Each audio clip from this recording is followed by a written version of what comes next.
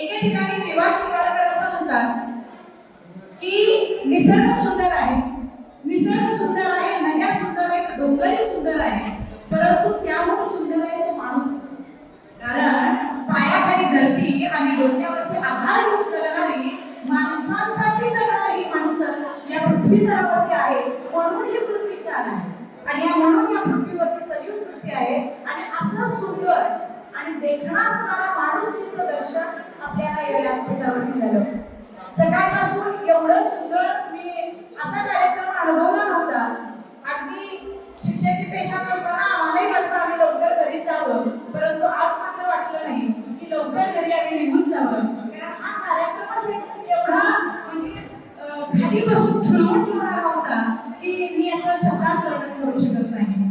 एकतर म्हणजे एकल पालन म्हणजे नुसती जबाबदारी नाहीये, तर ते एक संवेदनशील मन असणारा एक प्रतीक आहे. कोण म्हणतं एकल पालक म्हणजे कमकुवतपणाचं लक्षण आहे, कोण म्हणतं अश्रू म्हणजे आपले कमकुवतपणाचं लक्षण आहे, तर ते नाही. तर ते आपल्याला आपल्या आतील अंतर्भूत असणाऱ्या शक्तीची आपल्याला आठवण करून देतात. मगाशी जगताप सर म्हणाले की बाहेर गोंगाट चालू आहे आणि त्या गोंगाटाचा आवाज तुम्हाला डिस्टर्ब करेल, परंतु सर बाहेरच्या गोंगाट कधीतरी संपेल, परंतु मनात असलेल्या गोंगाटाचं काय? कुठेतरी मनामध्ये गोंगाट आहे. आज आतापर्यंत तो गोंगाट होता, परंतु तुम्ही जी प्रेरणा दिली, तुम्ही जी आशा दाखवली, त्या गोंगाटाला कुठेतरी पूर्णवेळ मिळालाय असं मला वाटतं. सकाळी येणारी आपली मुलं रिकाम्या हाताने आली होती. त्यांच्या मनामध्ये अनेक प्रश्न होते. गोंधळून गेलेली मनं, बावरलेली त्यांची अवस्था मी डोळ्याने बघितली, परंतु आज मात्र जाताना कुणाच्या हात रिकामी नाहीये. तर कुठेतरी हातामध्ये एक मोठी अनुभव आहे, एक मोठी तुम्ही दिलेली प्रेरणा आहे. आज मुलं इथं धडाधडा रडतात. हसवायला माणूस आहे, रडवायला नाही. माणसाच्या मनातील त्याच वेळेला भावना उतरावून येतात ज्या वेळेला त्याला तुमच्यासारख्या माणसांची वेदना समजून घेणाऱ्या माणसांचं माणूस तिथं दर्शन होतं. आणि म्हणून इथं धडाधडा मुलं रडतात.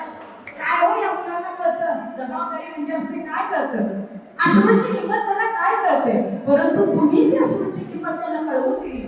सकाळपासून मी एक शब्द तुमच्या तोंडातून ऐकते की तो म्हणजे शून्य.